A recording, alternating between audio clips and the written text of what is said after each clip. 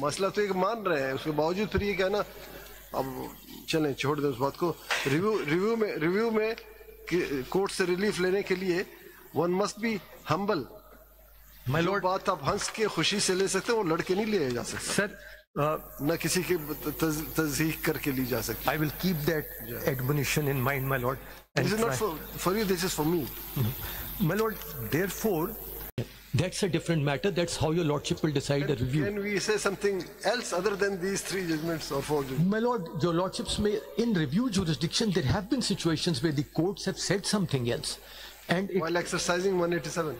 Sir, while exercising 188 powers, if your lordship comes to the conclusion... In 188 jurisdiction, exercising Article 187 power. Sir, 187 is a jurisdiction which will be available to your lordship under 188 as well, and I'll come to it. My only submission on 187... We can go beyond. Yes, my lord, it is not a jurisdictional provision. It is a provision which facilitates the exercise of jurisdiction by your lordship. It cannot be the pivot for exercise of a constitutional power. I'll come to that, a little detailed submission on that in a moment. But if your lordship sees that your lordship had pointed out that simply the composition changes, the next case is exactly about the change of composition.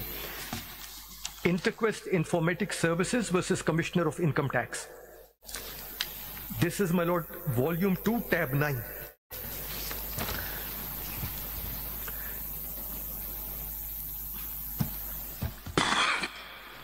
And I will draw your lordship's attention to this judgment.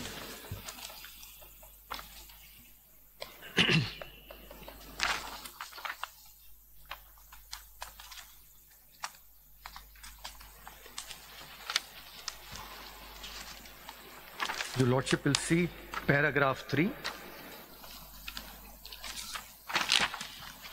which is at page 263.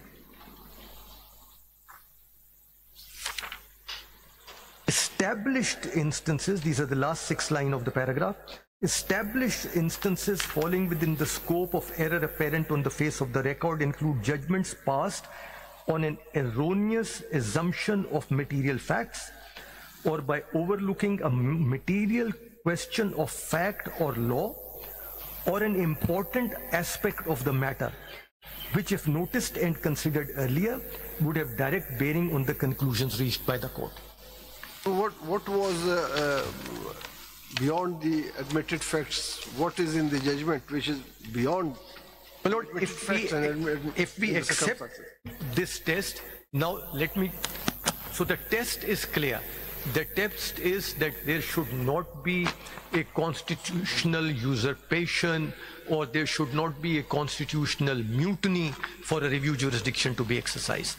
The test is that if a material fact or a material question of law has been ignored, or a material provision of the Constitution or law has been decided in a manner which it ought not to have been decided, or a word which is key to the decision of a case, like sexual harassment was to in one case, it has not been understood in its proper scope and context, then a review lies.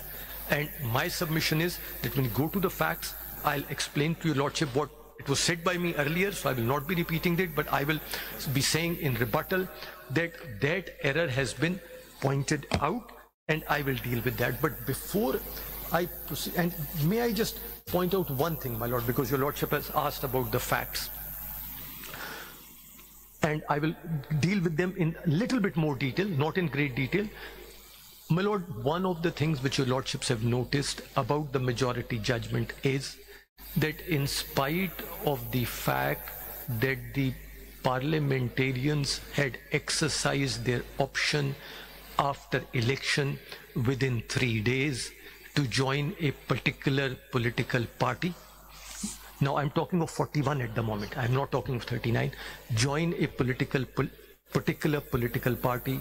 Their lordships have held their joining to be unconstitutional, their joining to be void ab initio, their joining to be of no consequence, have declared them to be independent, have provided them the time to join or make another declaration, and on the basis of that declaration it has to be decided. And the lordships have held that their joining of the political party is of no consequence because it was not a political party which could have been joined.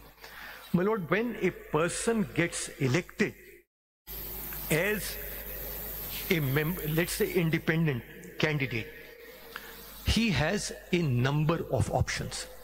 He gets elected as an independent candidate, his electorate knows to start with that when they are voting for an independent candidate, the consequence may be that the reserved seats list, which is also before the electorate, he will derive, or their votes will derive no benefit of that.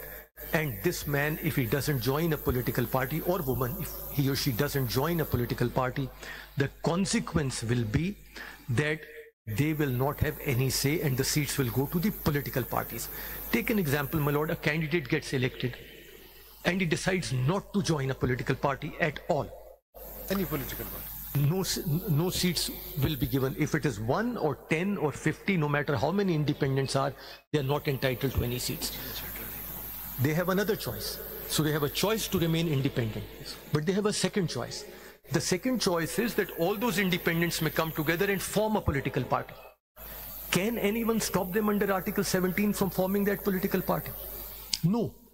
That finding, with great respect, is clearly contrary to Article 17 of the Constitution. They can join a political party. They may do a third thing. They may decide that instead of joining a political party, they may already join a political party which is outside Parliament, which has no parliamentary seat. Nobody can stop them from doing that either. But the consequence of that again would be no reserved seats. Even if 50 MNAs or 20 MNAs come together and form a political party, they don't get any reserved seats.